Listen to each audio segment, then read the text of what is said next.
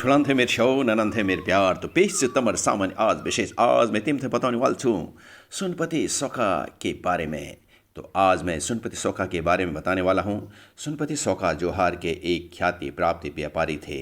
वे कत्यूरी घाटी से लेकर तिब्बत तक व्यापार करते थे।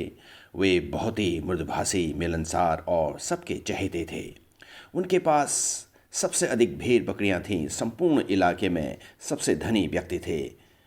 यूं समझे वे जोहार के राजा थे, इसलिए उनको सुनपति सौकार कहा जाता।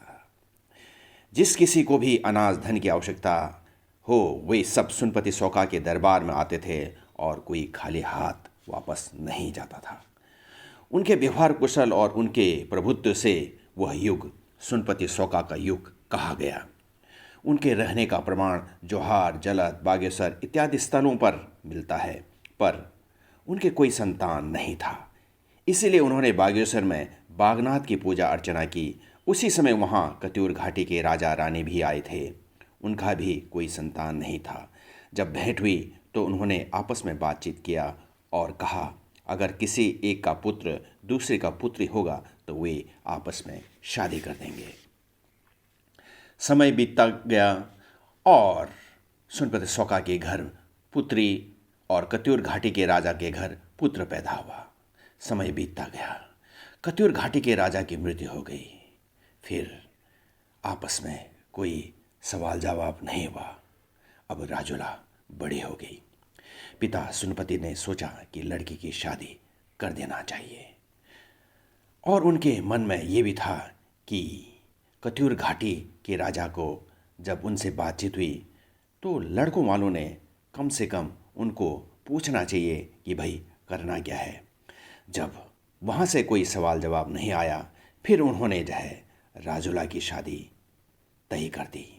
लेकिन राजुला को सपने में उनके राजकुमार मालुसाई का अक्सर स्वप्न सुईन होता था और मालुसाई को भी राजुला के सपन में वे दोनों मिलते थे।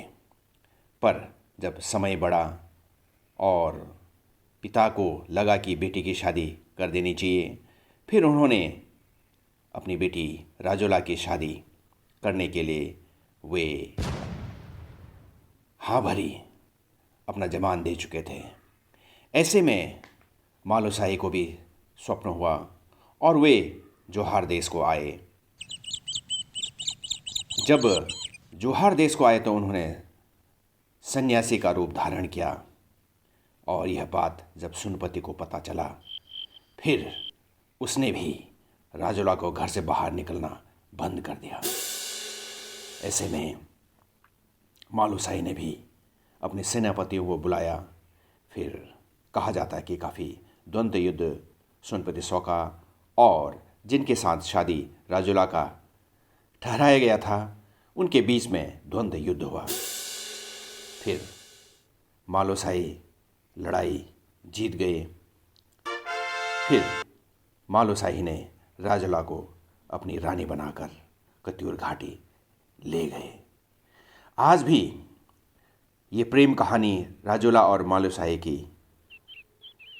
जगह जगह पर ये प्रेम गाथा ढुसका चांच के रूप में गाया जाता है।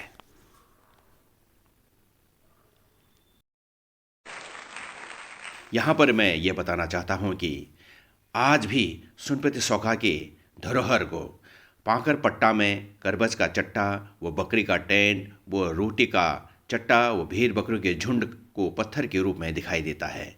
और जोहार में घनघर गांव के ऊपर टॉप में इसी तरह का धरोहर दिखाई देता है।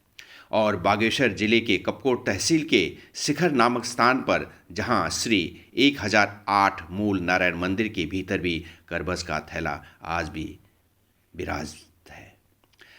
जब जोहार के व्यापारी सुनपति सौका जब इस करबस में सोने का व्यापार करता था तो भगवान मूल नारायण ने इसको पत्थर बना दिया था। आज भी सौका के हाथ से मूल नारायण मंदिर में पूजा होती है। तो इस तरह का बातें आज मैंने इसमें बताने की कोशिश किया।